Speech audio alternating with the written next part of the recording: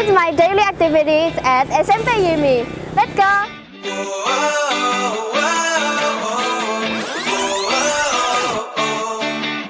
And before I get to my class, I have to do password in the morning.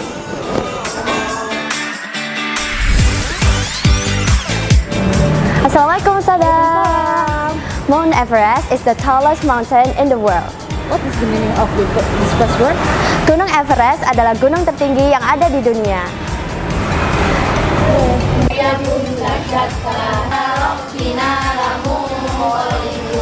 Nah, setelah kita ikrar pagi, kita lanjut ke kelas untuk murajaah. Setelah murajaah, kita lanjut setoran individu.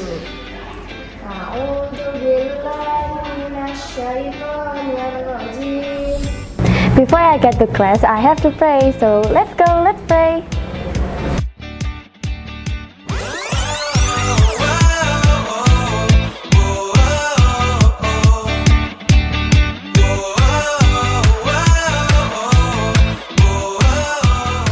Pembelajaran di SMP ini tentu sangat menyenangkan dan juga guru-guru di sini sangat asyik loh. Ada yang tahu perbedaan surat resmi dan surat pribadi? Saya ada. Ya, silakan Sabri.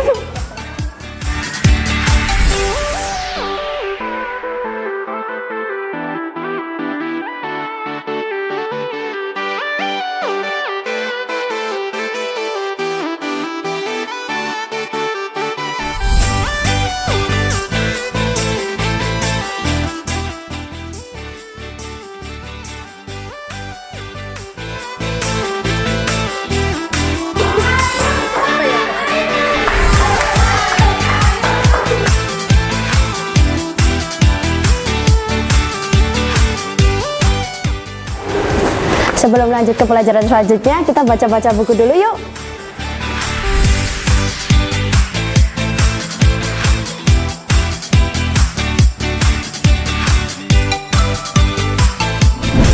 Salam dijaga. Sehat, ceria, semangat. Yes, yes, yes. Ice breaking guys, olahraga. Dua-duanya.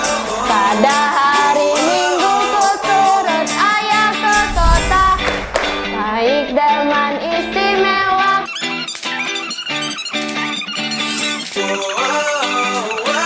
Kita tinggal di lapangan ya. Ya oke. Olahraga guys, ke lapangan.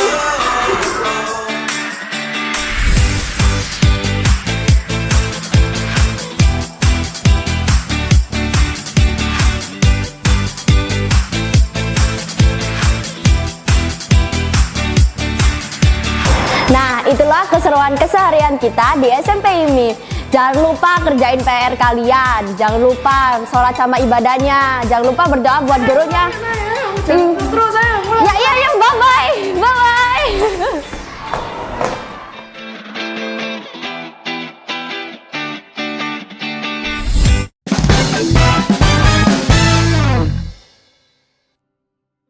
Assalamualaikum warahmatullahi wabarakatuh. Selamat pagi, agak siang ya ini ya. Alhamdulillah kita ketemu di program podcast SMP ini dengan saya Mai. Sebelum saya mulai, piye kabare? Alhamdulillah baik semuanya ya. Ini alhamdulillah pada kesempatan ini untuk podcast kali ini kita akan mengambil tema soft skill is the new smart. Nah, pada kali ini kita menghadirkan narasumber yaitu Bapak Kepala SMP University Public School Ustaz Ainul Naim, Episode Pendidikan, dan juga ada Ibu Ratih Merlisa Ningrum Sarjana Buku. Pemirsa, beliau ini adalah calon paling murid SMP ini yang kelahiran Medan, Ibu, benar? Ya. Baik Ibu ya, mungkin saya mulai untuk podcast kali ini. Saya ke Ibu Ratih dulu nggih. Ibu Ratih, ketika pertama kali ya Ibu mendengar kalimat soft skill is the new smart, ya, apa yang pertama kali terlintas di benak ini? Untuk di zaman sekarang, pastinya yang pertama adalah keterampilan yang non teknis. Itu berkaitan dengan keterampilan yang berinteraksi, bekerjasama, beradaptasi, terus komunikasi yang pastinya, apa namanya, kepemimpinan, contohnya seperti itu, ataupun seperti pemecahan masalah yang ada di benak saya sekarang ini. Oke. Saya ke Bapak Ainul Naim, kembali ke apa yang disampaikan Ibu Ratih. Kira-kira program apa saja Ustadz yang bisa dilaksanakan di sekolah supaya siswa itu menjadi berani, kemudian tidak minder, gitu Ustadz. Tentu sekolah sebagai tempat dan banyak anak-anak menghabiskan waktu di sekolah, dan soft skill ini harus dikembangkan, dibudayakan yang ada di sekolah melalui beberapa kegiatan-kegiatan. Tentu kalau kita berbicara tentang soft skill yang tadi disampaikan oleh Bunda Queen, saya hanya memberikan penguatan saja, melengkapi saja bahwa bagaimana soft skill ini tidak kalah pentingnya dengan hard skill. Soft skill dikembangkan di sekolah melalui budaya dan pembiasaan-pembiasaan yang ada di sekolah. Salah satu yang kami ambil contoh yaitu komunikasi. Jadi komunikasi ini tidak bisa dinilai dengan 1, 2, 3, dan 4, tetapi bagaimana komunikasi ini dibiasakan melalui kegiatan presentasi sekolah, melalui pembelajaran. Peserta tidak harus menyampaikan materi yang sudah diajarkan melalui kegiatan presentasi sekolah secara singkat. Oke.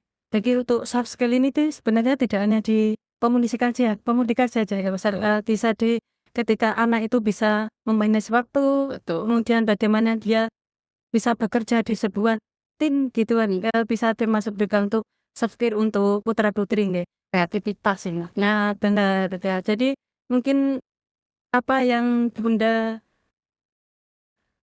ingin sampaikan ya untuk pemilihan sekolah mungkin ya untuk tidak hanya mungkin jangannya tidak hanya memilih sekolah yang mengedepankan akademik saja, tapi juga Karakter ya, dengan karakter pentingnya juga di akhlak sih. Lebih di ingin akhlaknya karakter anak-anak yang jadi kayak misalkan kalau kepemimpinan mungkin lebih ke kayak OSIS, dia diberanikan diri untuk percaya diri lagi. Butuh percaya dirinya seperti apa mungkin seperti itu saya kalau pemecahan masalah kayak problem solvingnya mereka bisa dalam organisasi OSIS itu mereka bisa memecahkan masalah untuk ide-ide baru, kreativitas apa gini apa itu bisa dengan OSIS itu sekarang mendasar. itu pengalaman dari putrinya ya. Ya, Putrinya. Nah, kalau menurut Ibu sendiri apakah saat ini sekolah sudah cukup memberi ruang atau waktu bagi putrinya untuk misalnya berpendapat atau tampil? ya kalau untuk SMP ini sendiri, SMP ini ya khususnya, saya itu melihat semua anak-anak itu tampil semua diberi kesempatan oleh ustadzah dan ustadznya untuk tampil lomba itu saya. Jadi tidak untuk dominan satu anak saja, tapi mencoba untuk memberikan kesempatan kepada yang lainnya juga. Itu sih bagus karena kita pengen semua tuh anak-anak bisa merasakan membangun percaya dirian mereka yang pastinya. Terus yang kedua untuk acara program kayak OSIS dan sebagainya itu juga kan melatih kepemimpinan. Terus udah gitu memanage waktu jadi yang benar-benar harus datang on time jam segini anak-anak bisa ini. Terus memunculkan ide-ide itu juga penting. Karena kembali lagi ke SMP itu masanya dia beranjak dewasa. Artinya dia harus benar-benar memanage semua waktu yang ada seperti itu. Hasilnya dirasakan ya, ya untuk putrinya. Baik, saya ke Bapak Kepala Sekolah nggih. Untuk soft skill ini sendiri nggak Ustaz, tentunya anak-anak ini tidak mungkin berdiri sendiri ya. Pasti di situ ada peran guru yang di situ untuk mendampingi anak-anak untuk menumbuhkan soft skill-nya itu. Nah, seberapa penting atau seberapa jauh mungkin untuk peran guru sendiri untuk soft skill, pendampingan soft skill ke siswa? Iya, tentu soft skill sebagai kecakapan hidup yang harus dikembangkan, harus dimiliki oleh peserta didik.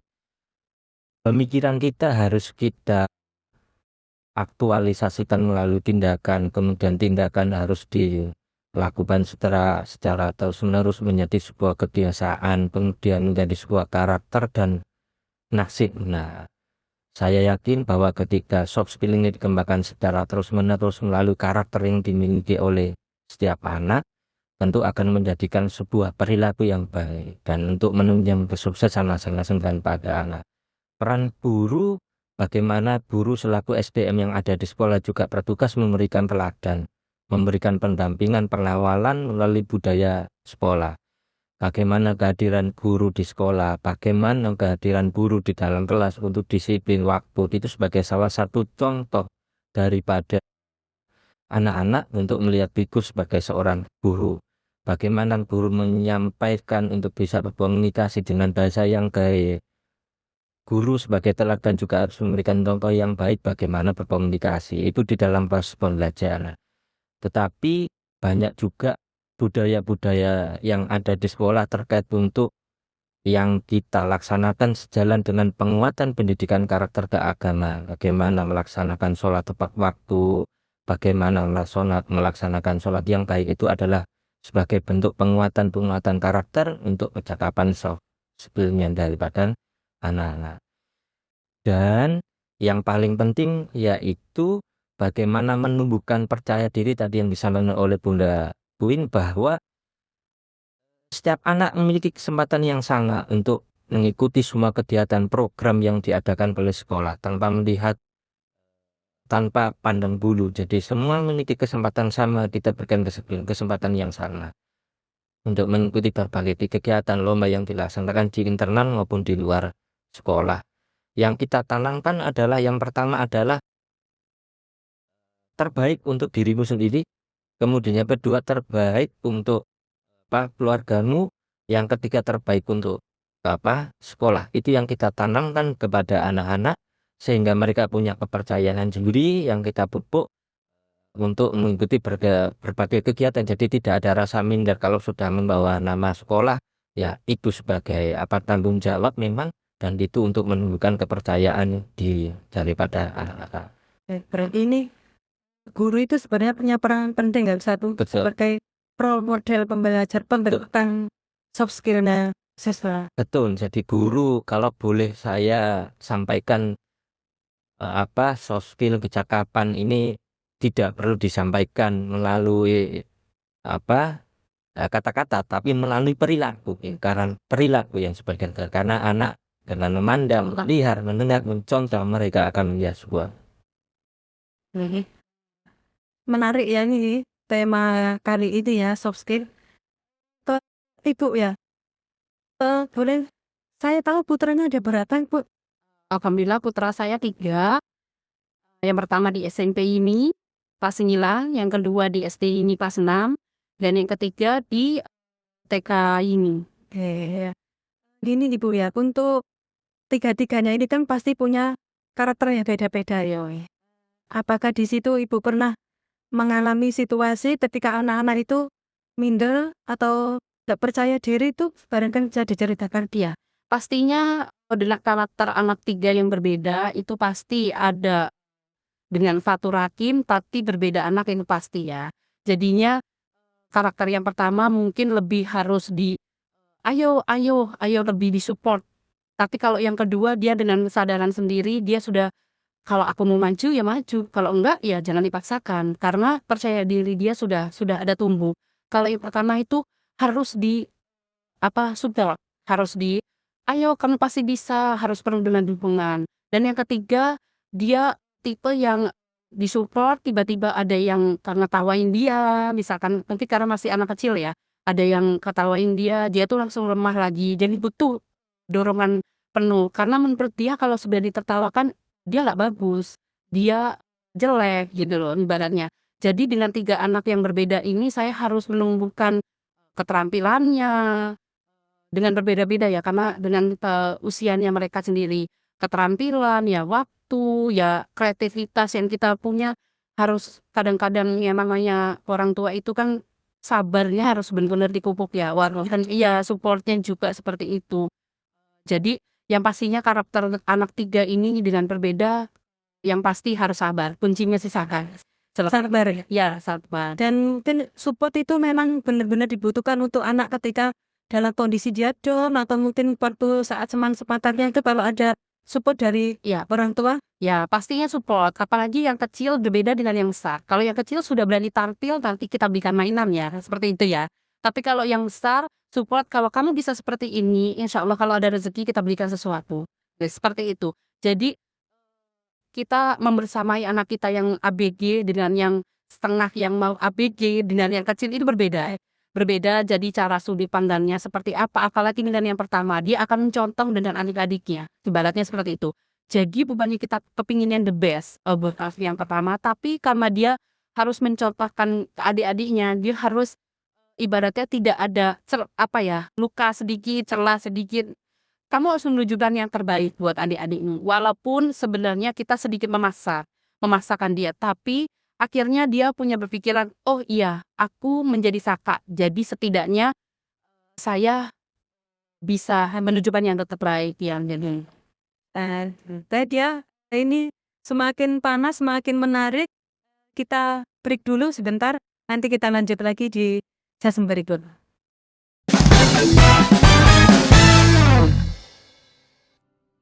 Sebagai orang tua, kami ingin anak kami tumbuh dan belajar di lingkungan pendidikan yang tepat. Di SMP YIMI, kami melihat banyak perubahan.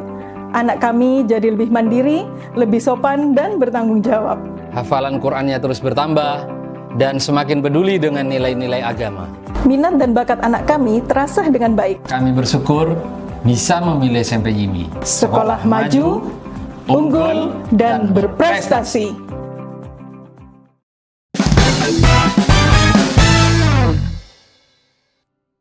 Baik, ketemu lagi di tema soft skill is the new smart.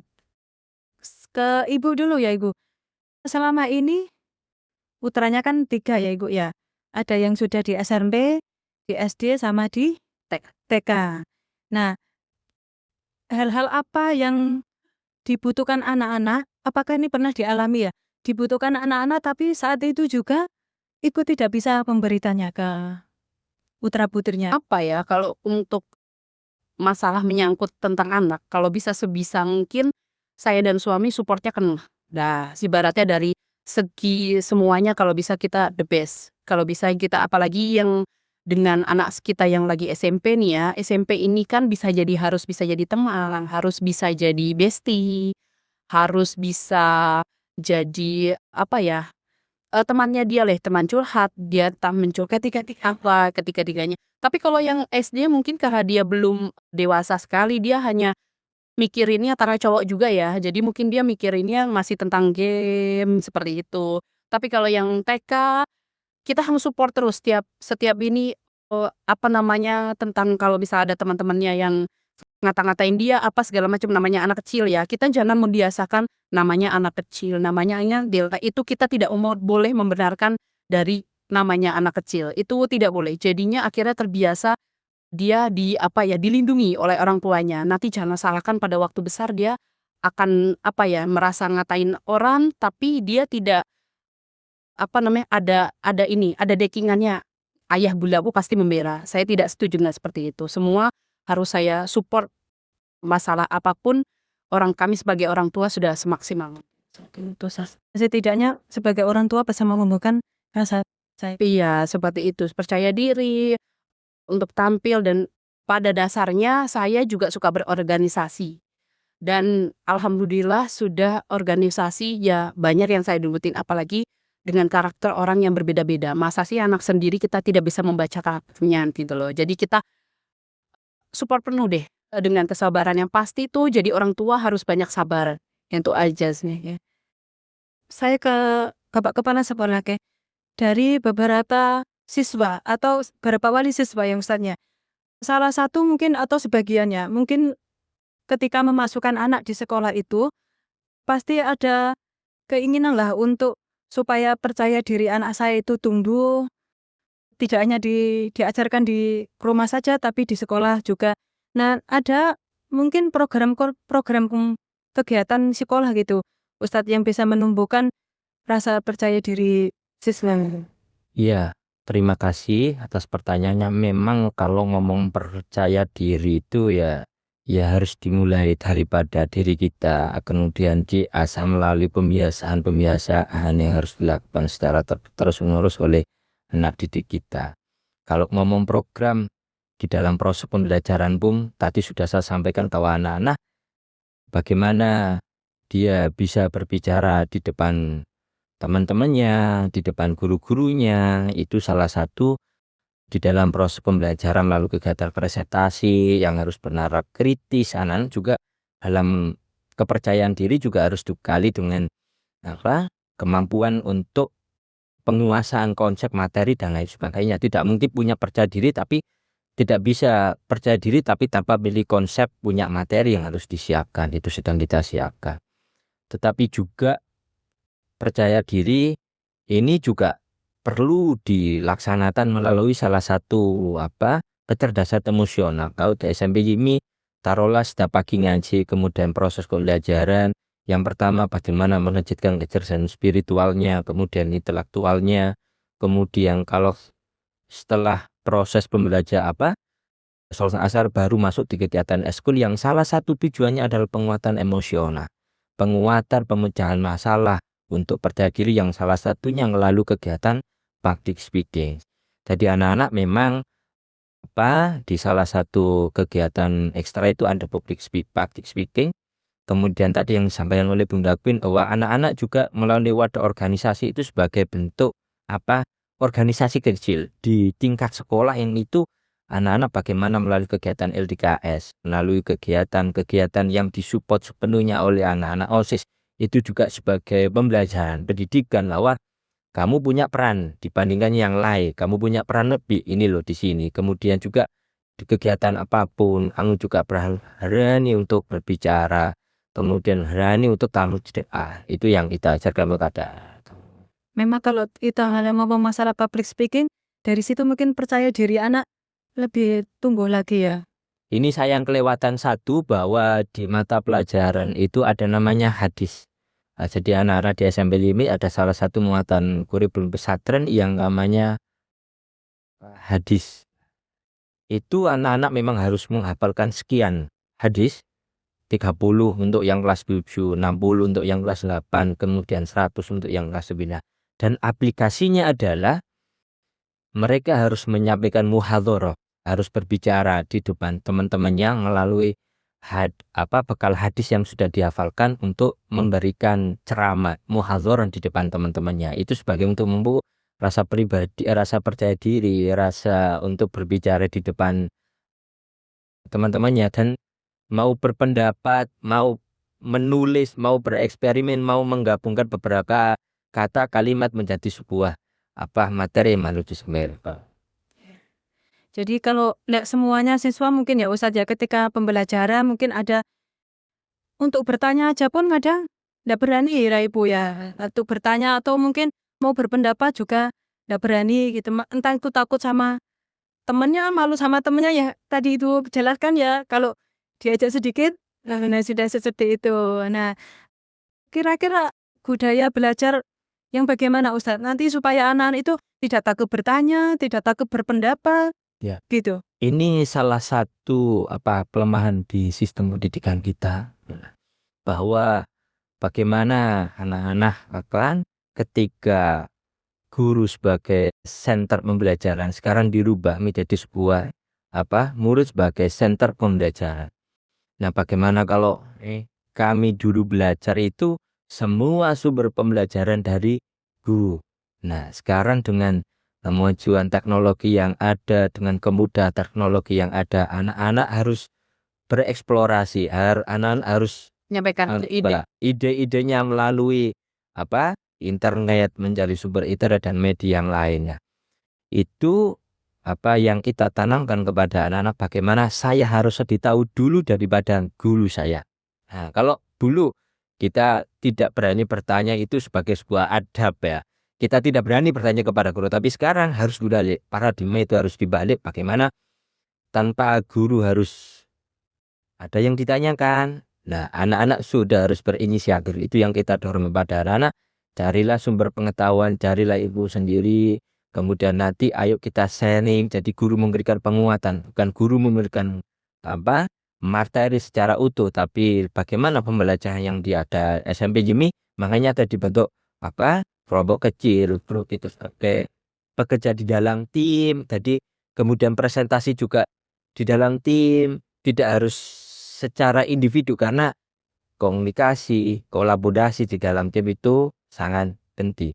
Mungkin Bunda punya pengalaman bagaimana Putri atau Ananda putra putri Panjing Anung bekerja di dalam tim dalam sebuah pembelajaran. Iya. Khususnya kalau yang di SMP ini kan memang sering ya ada kerja kelompok dan ini dia tidak sesuai dengan temannya biasanya. Ya, Gitu ya. ya seperti itu. Kok aku tidak segame sama pemahaman seperti itu namanya zaman sekarang kalau nggak ini yang sefrekuensi. Sekarang tuh yang sefrekuensi. Akhirnya tiba-tiba kalau misalkan dia tidak sefrekuensi sama temannya, dia mencoba untuk lebih bekerjanya tuh wah ini sekali ekstra. Jadinya untuk nyenggol yang nggak sefrekuensi nih harus bener-bener support juga. Akhirnya dia kerja tim tuh akhirnya sama-sama bekerja. Jangan sampai ya kan nyasar utok yang bekerja kan seperti itu. Jadi akhirnya komunikasinya bisa nyambung lah kalau menurut itu. Kalau bekerja tim tuh harus sama-sama seperti itu sih Mbak. Alhamdulillah anak-anak sekarang khususnya yang di SMP ini saya merasakan sekali kepercayaan dirinya Queen lebih tinggi, terus menyampaikan pendapat, akhirnya tidak bisa hiskal dan dia selalu mempunyai pendapat yang kadang umur segitu di luar nalar. Ya ibaratnya terlalu ekstrim deh kalau jawabannya seperti itu. Seperti itu ya, jadinya kita yang akhirnya mau ngerem, mau marah, mau apa. Kadang kita juga lebih banyak belajar ke anak-anak seperti itu sih. Malah kita lebih belajar sama anak-anak. Oke, terima kasih untuk penjelasannya dari Bapak Kepala Sekolah, dari Ibu Ratih. Kita lanjut ke sesi berikutnya.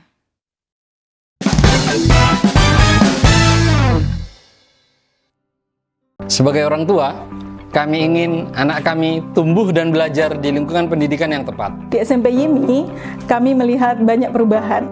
Anak kami jadi lebih mandiri, lebih sopan, dan bertanggung jawab. Hafalan Qur'annya terus bertambah dan semakin peduli dengan nilai-nilai agama. Minat dan bakat anak kami terasah dengan baik. Kami bersyukur bisa memilih SMP YIMI. Sekolah maju, unggul, dan berprestasi.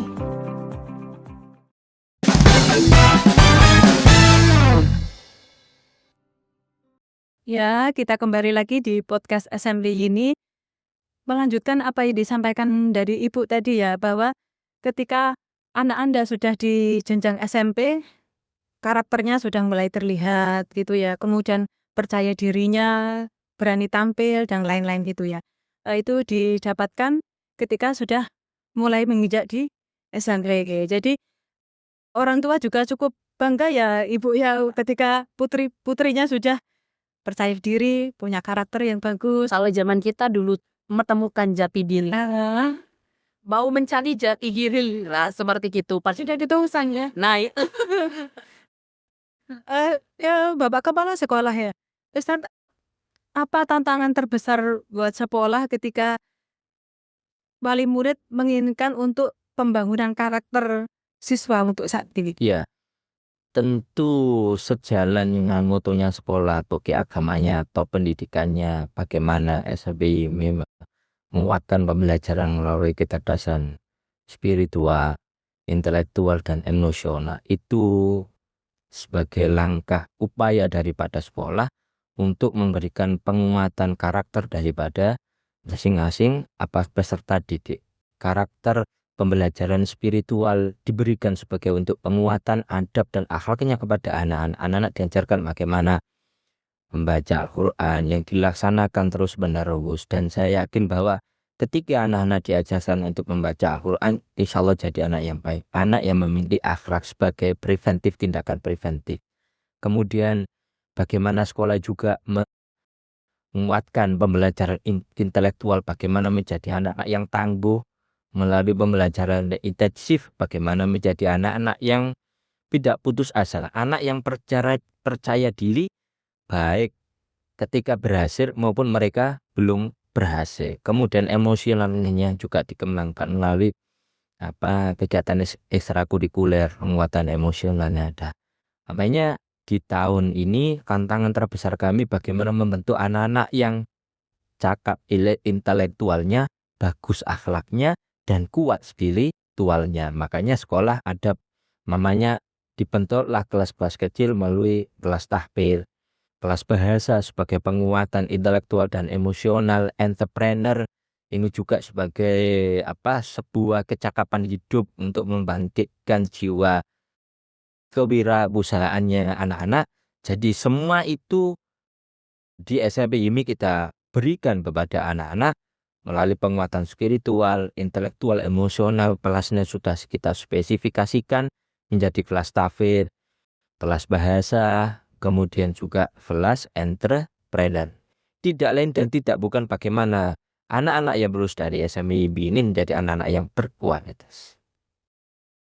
Jadi berilmu juga, berakhlak juga, ibadahnya juga insya Allah terjamin ya Ustaz ya. Karena kan memang diajarkan untuk sholat berjamaah. Ya Putri yang mungkin bercerita juga ya kegiatan sekolah seperti Pastinya. Dengan mereka ada sholat duha, itu kan secara tidak langsung mendoakan orang tuanya juga. Ibaratnya kita yang mencari nafkah, maksudnya suami yang mencari nafkah, mamanya juga sholat duha diajarkan. Kenapa arahnya sholat duha? Orang tuanya, ibunya juga kan terpacu juga sholat duha juga, hajat dan sebagainya. Insya Allah melalui itu semua Allah juga akan membukakan rezeki. Akhirnya seperti itu, saya percaya seperti itu. Kalau dipikir kembali dengan 3 anak yang masuk di SD YIMI, SMP YIMI, dan TK YIMI itu kadang, ini ya 3-tiganya bisa masuk YIMI, uangnya baik. Kalau masalah buang kembali lagi, amin, alhamdulillah kalau didoakan seperti itu. Ya kembali lagi kalau kita diniatkan untuk pendidikan, insya Allah rezekinya pun mengalir. Saya percaya seperti itu. Walaupun pada dasarnya jangan pertama baru masuk mahal, jangan ada kata mahal untuk anak, apalagi untuk pendidikan. Kalau menurut saya seperti itu. Itu ya termasuk pemikirannya memang orang kan berbeda-beda ya. apa ya Kak buat anak kita. Nah, kalau saya support penuh pendidikan buat anak-anak. Baik, untuk satu pertanyaan terakhir yaitu ya. Kalau harus ada menyampaikan tentang soft skill kepada wali murid atau orang tua, apa yang ingin itu sampaikan? Kalau untuk ke orang tua ataupun ke mama-mama yang lain, pasti saya berpikiran kasihlah waktu. Kalau soft skill itu kan macam-macam, ada yang buat manage waktu, segala macam, membaca sama tim, disiplin. Jadi dari sekarang walaupun orang tuanya bekerja, paling nggak ada kasih ruang waktu untuk anak-anak percaya bahwa anak ini bisa, percaya diri. Kita tuh harusnya sebagai orang tua biarpun bekerja itu benar-benar harus support anak-anaknya karena kita yang membersamai dia. Apapun nanti akhirnya dia jadi apa, itu hasil dari supportingnya kita gitu loh. Maksudnya jangan sampai momen yang masa remajanya dia yang seperti ini kita abaikan, biarinlah dia masih bisa siliri cara-cara seperti itu. Jadi kita harus benar-benar membersamai, support kreativitasnya dia. Jadi pendengar yang baik. Kita sebagai orang tua juga pendengar yang baik. Dia kepingin menyampaikan ide-ide sebenarnya dari orang tua sendiri. Karena madrasah yang pertama itu sebenarnya dari orang tua. Dan ustadz dan ustadzah itu hanya melengkapi dalam arti kata. Kadang lebih takut sama ustadz dan ustadzahnya dengan yang seperti ini. Kalau sama orang tuanya masih bilang enggak, ini masih bilang gini. Tapi dengan seperti itu akhirnya ada kesamaan ustadz dan ustadzah, orang tua, bahwa misalkan manage, kamu harus sholat berjamaah, kamu harus ini segala macam. Itu menyampaikannya dengan hal yang baik. Nah sedikit seperti ya. Suatu saat produk orang tua itu kan kita juga akan menikmati ya Mas. Suatu saat nanti produknya bagus dan suatu saat ya kita yang akan bangga untuk ya anak-anak kita. Oke, Ustaz Naim, harapan Bapak untuk generasi ke depan supaya anak-anak itu bisa berani, kemudian tangguh dan percaya dirinya juga semakin tumbuh gitu. Ya. Gimana? Sebelum nanti saya menjawab, saya ingin bertanya kepada Bunda Kuit. ada ndak Bun punya pengalaman ketika putra atau putri terutama yang di SMP, ketika ada di SMP kalau sholat itu bilang, Bunda tadi saya dimilak sholat, tadi saya diobrai untuk sholat. Pernah ndak punya pengalaman itu ketika memang yang sholat di sekolah, Gun tadi saya diobrai untuk sholat, Gun tadi didatangi sama wali kelasnya untuk disuruh sholat. Pernah ndak bercerita mungkin seperti itu? Kalau pada dasarnya kalau ini untuk sholat waktu ya, mungkin kalau anak perempuan lebih yang kayak nipet jalannya, ayo cepat. Mungkin ustadzanya seperti itu. Kalau untuk sholat, waktu sudah menunjukkan ini mereka kayaknya udah punya kesadaran sendiri. Alhamdulillah sampai saat ini kalau misalkan anak saya tipe yang bercerita, apapun yang ada di sekolahan dia bercerita. Tentang temannya, tentang ustadz, tentang ustazah, ataupun dengan lingkungannya yang sekarang. Karena saya pengennya dia jadi teman saya. Pemikiran seperti itu. Tapi kalau untuk sholat ini sendiri Ustadz, jadi posisinya dia itu sudah mengetahui. Maksudnya dia tidak pernah ada, ya udah waktunya benar-benar azan, selesai sholat, azan harus sholat, jadi dia harus langsung ke aula untuk bareng-bareng sama teman-teman, walaupun dalam keadaan lagi halangan, misalkan dia memang kan suruh kumul, hebatnya seperti itu. Jadi kalau misalkan kalau yang lagi halangan dipisah harus ke kantin, yang halangan di kantin atau ini, itu saya tidak kurang setuju karena akhirnya mereka ada, ya maaf ya umur segitu belum bersih nih kayaknya nih gitu, udah ke kantin aja deh gitu. Ngomong ini yang masalah ini ya, kadang anak ABG itu ya seperti itulah. Jadi kita harus memahami satu-satu karakter. Kalau untuk anak saya sendiri alhamdulillah ya dia pernah cerita ya waktunya azan ya udah langsung ke aula gitu. Kayak wajib bahasa ada kesana kan ya. Sudah ada kemandirian. Ya nah seperti disiplin ya. Itu benar. Hai, saya akan menjawab terkait untuk bagaimana tadi menumbuhkan percaya diri. Tentu ini sebuah tantangan yang tidak cukup dilaksanakan di sekolah. Makanya di dalam diskusi ini hadir kami mewakili sekolah dan ada guru, kemudian juga wali murid yaitu Bunda Kue. Harus memiliki paradigma yang sama, harus memiliki pemikiran yang sama bagaimana budaya yang ada di sekolah kemudian yang di rumah ini juga harus sejalan dan seirama.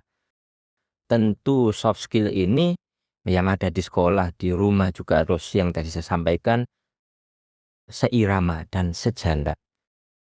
Saya yakin bahwa kalau taruhlah soft skill tadi yang punya disiplin kemudian tanggung jawab untuk sholat, saya yakin ketika guru-guru itu masih di suatu lembaga, di suatu institusi pendidikan mau mengingatkan anak-anak terus kalau untuk hal sholat, saya yakin yang lainnya juga nanti akan diingatkan terus. Ketika anak-anak tidak pas dan akhlaknya yang kurang pas pasti akan diingatkan terus. Dan ini penting, makanya bagaimana sebuah karakter ini dibentuk melalui beberapa tahapan. Yang mulai berpikir diaktualisasikan oleh tindakan, ada kebiasaan dan karakter. Tadi karakter baik akan menghasilkan sesuatu yang baik pula. Makanya bagaimana anak-anak yang di SMP YIMI ini melalui serangkaian program kegiatan sekolah, melalui budaya sekolah mulai pagi sampai dengan sore, tidak cukup 3 tahun. Tetapi ini harus pembinaan karakter itu harus dilaksanakan mulai dari anak masuk sekolah, anak lahir sampai terus ini karakter harus dikembangkan terus, dilakukan terus, diajarkan terus. Tadi yang saya sampaikan Bunda, madrasah pertama itu adalah itu yang ada di rumah orang tua, yang ada di rumah kemudian dilanjutkan di sekolah. Makanya pendidikan karakter ini harus sejalan seirama sini. Ini tidak kalah pentingnya bahwa di besok di Indonesia Emas ini 2040 dan 2045 bagaimana karakter ini sebagai yang utama dan pertama school binti terkasar itu ini penting harus saling tinggi pun saya rasa itu. Dan terima kasih. Memang soft skill ini suatu saat akan bermanfaat ya, apalagi era sekarang digital dan itu harus disertai dengan akhlak juga dan karakter juga ya. Alhamdulillah tadi disampaikan oleh kepala sekolah bahwa budaya di sekolah mulai pagi ada ngaji, kemudian ada sholat, dan pembiasan-pembiasan karakter itu yang insya Allah nanti akan bisa diterapkan anak-anak di masa depannya itu kata Nabi. Baik pemirsa, demikian podcast SMP YIMI kali ini dengan tema soft skill is the new smart. Mudah-mudahan ini bisa memberi manfaat untuk kita semuanya. Sampai jumpa lagi di podcast selanjutnya yang insya Allah lebih menarik lagi ya. Baik, nambahin boleh? Boleh. Saya nambahin aja kalau untuk kenapa saya bisa memilih di SMP YIMI.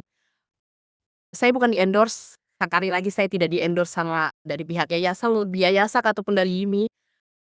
Yang pasti saya milih di SMP YIMI dari dia tuh ada taklimu alim.